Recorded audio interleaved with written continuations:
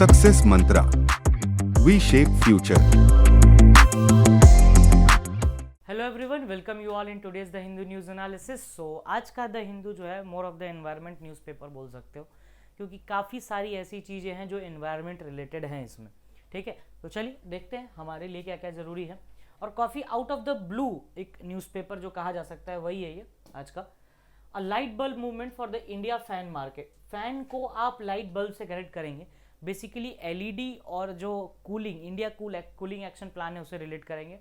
Economic freedom framework में जिसमें India की रैंकिंग 87th आई है, तो उसके बारे में भी बात करेंगे कि रिलीज कौन करता है, क्या क्या इंडिकेटर्स एंड पैरामीटर्स हैं। China, US and India absent रहे कल के यूएन एक्शन एम्बिशन समिट में, क्लाइमेट एक्शन एम्बिशन समिट। देखेंगे क्या है ये समिट।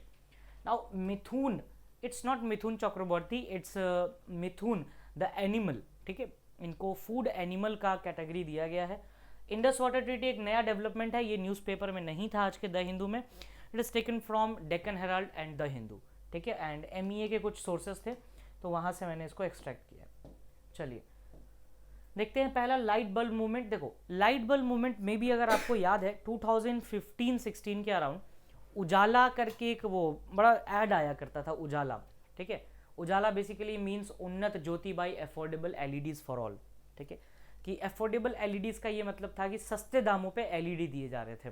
ठीक है, अब सस्ते दामों पे दिए जाएंगे तो कहीं ना कहीं कॉस्ट कम होगा, कॉस्ट कम होगा तो उन्होंने क्वालिटी से कॉम्प्रोमाइज़ कर लिया। प्रॉब्लम्स आए, इंफ्रास्ट्रक्चर प्रॉब्लम्स आया, डोमेस्टिक मार्केट में प्रॉब्लम आया। तो ये चीज़ इंडिया एक्शन प्लान, जब हम फैंस के बारे में बात करते हैं, फैंस मतलब पंखा, तो उसके बारे में जब बात करोगे तो ये प्रॉब्लम नहीं आनी चाहिए। इसी बारे में पूरा एक ये आर्टिकल है, तो एनालिटिकल पैसेज है, पढ़िएगा आप अपने हिसाब से। अब हमारे एग्जाम की डिमांड है फैक्चुअल, तो हम फैक्चुअल चीज़ों पे ज़्यादा ध्यान देंगे। Unnat Jyoti by affordable LED for all scheme for street lightning national programme. तो ये दो थे, उजाला एंड एसएलएनपी, और इन दोनों को देख रहा था ईईएसएल। ठीक है, एनर्जी एफिशिएंट सर्विस लिमिटेड। ये एक जॉइंट वेंचर है पीएसयूज का, जो कि गवर्नमेंट ऑफ इंडिया के साथ मिलकर 2015 में इन्होंने उजाला स्कीम को इंट्रोड्यूस किया। ठीक है, अब इसके अंदर क्या क्या चीज़ें थी वो देख लेते हैं। उजाला के अंदर तो उजाला के अंदर तो देख लिया आपने, वो तो खैर इंफ्रास्ट्रक्चर घर पे और नॉन कमर्शियल लेवल पे करना था। एसएलएनपी तो था वो स्ट्रीट लाइट्स के बारे में था। 742 करोड़ पैसा और 135 करोड़ किलोवाट आवर की एनर्जी सेव हुई। इसमें क्या किया गया कि जो ट्रेडिशनल लाइट्स थे, फ्लड लाइट्स, उनको रिप्लेस करके एलईडी लाइट्स को इंट्रोड्यूस किया गया। तो that is pretty much interesting and important thing also. और ईएसएल इसका पूरा कॉस्टिंग उठाया। नेक्स्ट इज अबाउट, ये एक 20 ईयर्स का पर्सपेक्टिव ये देता है कूलिंग प्लान से 2037-38 का आगे, मतलब बहुत आगे सोच के इसको ध्यान में रखा गया है। Next is about the India cooling action plan. ठीक है, जो कि करंट पर्सपेक्टिव पे है। तो launch the ozone cell of union ministry of environment, forest and climate change जो है वो इसको लॉन्च किया, India cooling action plan. Problem ये आती है कि इंडिया कूलिंग एक्शन प्लान जरा सोच के देखो कितनी फैक्टर्स पे होगा, फैंस पे, एसी पे, रेफ्रिजरेशन पे, कूलर्स पे, तो इन सब चीज़ों पे है। इनमें सबसे ज़्यादा प्रॉब्लमेटिक कौन सा है? AC, air conditioner and refrigeration. क्यों? क्योंकि ये ऐसे गैसेस रिलीज करता है, तो ऐसे गैसेस रिलीज करता है जो कि ओजोन के लिए हार्मफुल है। अब इनका क्या है कि तो ओजोन डिप्लेशन हो रहा है, तो गवर्नमेंट इस पर कंट्रोल करना या फिर मिटिगेटिंग एक्शंस गवर्नमेंट को लेने पड़ेंगे। प्लान जो है वो सिंक है, मॉन्ट्रियल प्रोटोकॉल से रिलेटेड है, क्योंकि मॉन्ट्रियल प्रोटोकॉल में हम लोगों ने साइन भी कर रखा है, तो वो चीज़ भी थोड़ा ध्यान में रखना है। दो एसडीजीज यहाँ पे कनेक्ट होते हैं, sustainable development goal 7 and 13। 7 is about the clean energy, 13 is about the climate. बस ये दो बातें आपको याद रखनी है इस पर्टिकुलर एस्पेक्ट में एसडीजी से रिलेट करके। नेक्स्ट अगर देखें हम, इंडिया कूलिंग एक्शन प्लान, जो कि ब्यूरो ऑफ एनर्जी एफिशिएंसी लेके आया है, एनर्जी कंजर्वेशन बिल्डिंग कोड। ये पर्टिकुलर कमर्शियल है, और नॉन कमर्शियल की बात करें तो इको निवास संहिता इसमें रोल प्ले करेगा। इसमें काफ़ी सारी चीज़ें हैं, प्रधानमंत्री कौशल विकास योजना, फिर मिनिस्ट्री ऑफ आपको स्किल डेवलपमेंट एंड एंटरप्रेन्योरशिप इसमें रोल प्ले कर रहा है। इंडिया बहुत सारे ग्लोबल एनवायरमेंटल ट्रीटीज़ का सिग्नेटरी भी है। कौन कौन सी? जैसे United Nations framework for convention on climate change, United Nations convention to combat desertification and convention on biological diversity. ये कुछ ऐसे कन्वेंशंस हैं जिनका इंडिया जो है वो सिग्नेटरी है। तो आपको ज़्यादा कुछ नहीं करना है, कब साइन हुआ ये याद रखना है, ठीक है। कौन सा समिट था? पेरिस एग्रीमेंट है, Montreal protocol on substances that deplete ozone है, स्टॉकहोम कन्वेंशन है on persistent organic pollution and Minamata convention on mercury. तो ये कुछ ऐसे कन्वेंशन है जिनका इंडिया सिग्नेटरी है।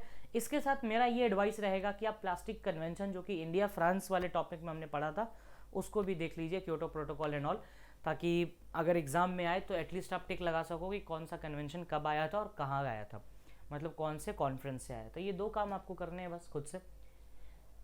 इंडिया ने एम्बिशियस टारगेट्स भी किए हुए हैं, जैसे national determined contribution for combating climate change under the Paris agreement, ratification of Kigali amendment and Montreal protocol to phase down the hydrofluorocarbons जो कि ओजोन डिप्लीटिंग गैस है, restoration of 26 million hectares of degraded area and 30% of land oceans by 2030. India is engaged constantly all members of states in the 5th UNEA 5.2 ये summit हुआ जिसमें plastic pollution और SDGs की बात की गई। इस पर्टिकुलर चीज़ में आप ये भी चीज़ ऐड कर सकते हो, इंटरनेशनल सोलर अलायंस जो कि इंडिया का है, प्लस 1 सन 1 वर्ल्ड 1 ग्रिड, ये प्रोग्राम भी इंडिया ने ही बताया था। तो ये सब चीज़ें जो इंडिया की इनिशिएटिव है वो आप याद रख सकते हो इसमें।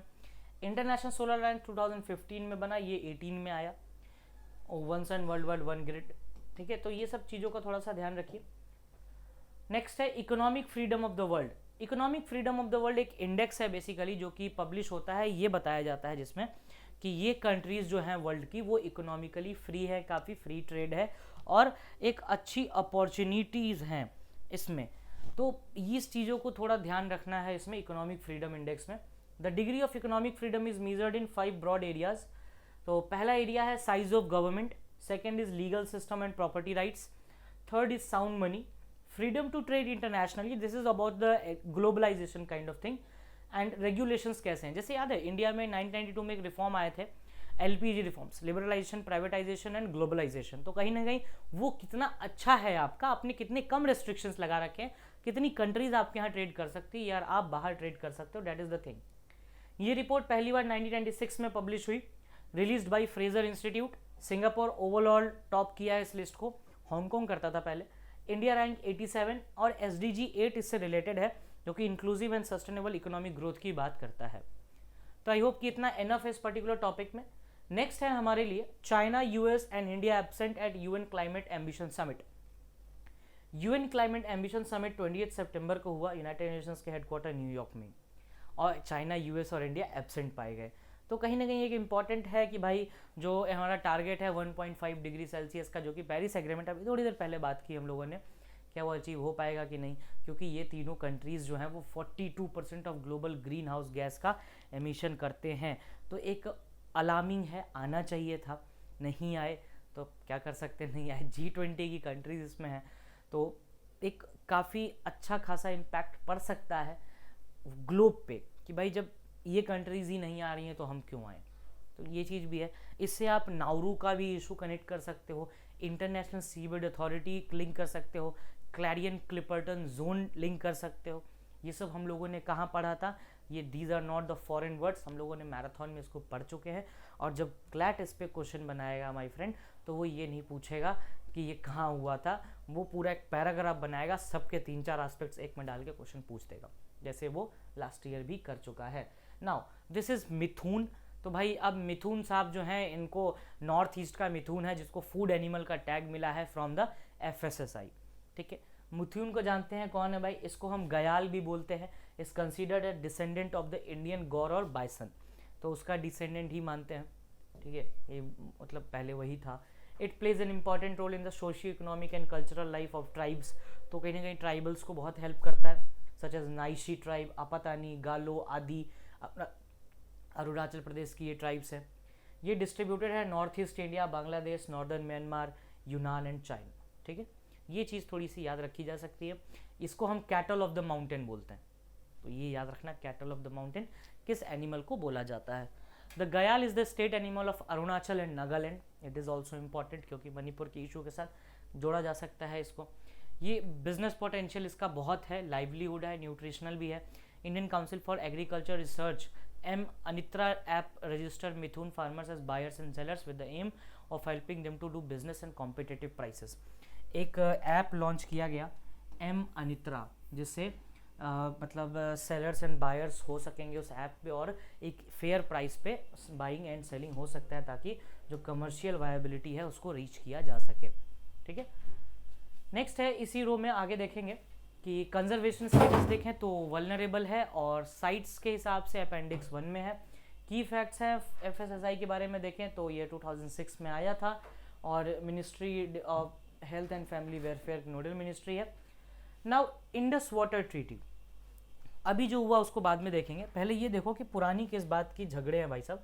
1960 में ये ट्रीटी साइन हुई थी, 60-61 में टू बी प्रिसाइज, और ये साइन करवाने वाला था world bank between India and Pakistan. ठीक है, इस ट्रीटी को मतलब बेसिकली रिवर्स जो है वो है इंडस, रावी, ब्यास, चेनाब, झेलम, ठीक है, एंड सतलज। आईसीजे पाकिस्तान के पास है और आरबीएस इंडिया के पास है। RBS is Ravi, Beas, Sutlej, ICJ is Indus, China, Indus, Chenab and Jhelum. ठीक है, अगर देखो आप ध्यान से इसमें तो इंडस, झेलम, चेनाब वो कहाँ है? पाकिस्तान की तरफ, और इधर आप देखो रावी, ब्यास और सतलज वो कहाँ है? इंडिया की तरफ। ठीक है, इसमें ऐसा नहीं है कि अगर आप के पास वो रिवर नहीं तो आप उसको यूज़ नहीं कर सकते, बिल्कुल कर सकते हैं क्योंकि आपकी टेरिटरी में है, तो आप उसका बस वाटर डाइवर्ट नहीं कर सकते। जैसे मान लो कि इंडिया है, चेनाब और झेलम को यूज़ कर सकता है, कर भी रहा है Kishan Ganga delta hydro power project के लिए झेलम को, तो बस आप वाटर डाइवर्ट नहीं कर सकते, बाकी ठीक है। ये देखो ये है किशन गंगा और नीलम रिवर। इंडस वाटर कमीशन भी बनाई गई थी, वंस इन 5 ईयर ये इंस्पेक्शन भी करता है इंडस वाटर कमीशन। उसके बाद अदर अगर देखा जाए तो ये ब्रह्मपुत्र वाला रीजन जो है इंडिया का, वहाँ पर भी मतलब काफ़ी सारे इश्यूज भी कभी कभार रहते हैं। इंडस वाटर ट्रीटी में आगे देखा जाए तो इंडिया इस बार permanent court of arbitration Pakistan गया भी था बिना इंडिया को इन्फॉर्म किए हुए, तो अब इंडिया ने कहा कि न्यूट्रल कमेटी बना लेते हैं, वो देख लेगी, ज़्यादा कलेश करने की ज़रूरत है नहीं, ये नहीं सुधरेंगे ऐसे। ठीक है, senior advocate Harish Salve India को रिप्रेजेंट कर रहे हैं, delegation from India led by secretary department of water resources, जो कि मीटिंग अटेंड करेंगे किशन गंगा एयरटेल मैटर पे permanent court of arbitration Vienna में। पीसीए कहाँ है? वियना में। ये बात आ सकती है, और ये जो मीटिंग है वो न्यूट्रल एक्सपर्ट कमेटी जो कि इंडिया के रिक्वेस्ट पर अपॉइंट की गई है कि देखिए बात करते हैं, सॉर्ट करते हैं, क्यों फालतू में चीज़ों को फंसाना है। इस न्यूट्रल एक्सपर्ट कमेटी के हेड हैं माइकलिनो और इनके चेयरमैन हैं कोर्ट ऑफ आर्बिट्रेशन के सीन मर्फी, तो इनका नाम याद रखिएगा। चलिए इसको छोड़ सकते हैं, ये वर्ल्ड हेल्थ ऑर्गेनाइजेशन के रिगार्डिंग रिपोर्ट है जो लास्ट पेज पे भी आज द हिंदू के है। Now taking a giant leap for a new ethics in the outer space, कल का है, in 3 years of Abraham accord. 2020 में अब्राहम अकॉर्ड साइन हुआ था, यूएस ने इसको डेलीगेट करवाया था, तो इसके बारे में भी थोड़ा सा पढ़िएगा। I have a question for this on today also. Till what year has the delimitation Lok Sabha, अच्छा ये विमेन वाले के रिलेटेड है, 33% जो रिजर्वेशन दिया गया भाई उनको 2026 तक तो होल्ड ही कर दिया। अब्राहम अकॉर्ड का कौन कंट्री पार्टी है, तो ये क्वेश्चन आ सकता है, कोई बड़ी बात नहीं है। And this is regarding the yesterday newspaper that is outer space treaty, ये नॉर्वे के है। ये इट इज बीजू जनता दल, इसके लिए मेरे पास ये है, इसको मैं बोलूँगा कि आप पढ़िएगा जरूर इस चार्ट को, ये कल के द हिंदू में था। इस चार्ट का ये वाला पार्ट बड़ा ध्यान से पढ़िएगा, इससे ये बताएगा कि कौन सी पॉलिटिकल पार्टी है जिसमें सबसे ज़्यादा विमेन का रिप्रेजेंटेशन है, तो Biju Janata Dal, second is AITC, third is YSRCP and fourth is the BJP। ठीक है, राइट, तो ये चीज़ थोड़ा सा याद रखना। दिस इज कंट्री के हिसाब से यहाँ पर है, स्वीडन से लेकर के Sweden, Norway, China, Germany, Russia, और इस तरीके से है, सबसे ज़्यादा स्वीडन में ही है। इंडिया इस लिस्ट में ऊपर से नीचे तक यहाँ पर मिलेगा आपको, राइट। उसके बाद कैसे कैसे विमेन का रिप्रेजेंटेशन बढ़ा, अभी तक 14.4% है currently, it is not exactly 15%। ये लास्ट लोकसभा इलेक्शंस के, नेक्स्ट ईयर देखते हैं क्या होता है। तो ये इमेज आई से कि प्लीज़ इसको अच्छे से पढ़िएगा प्लीज़, ठीक है, और कोई डाउट आए तो उसके लिए हम हैं यहाँ पर।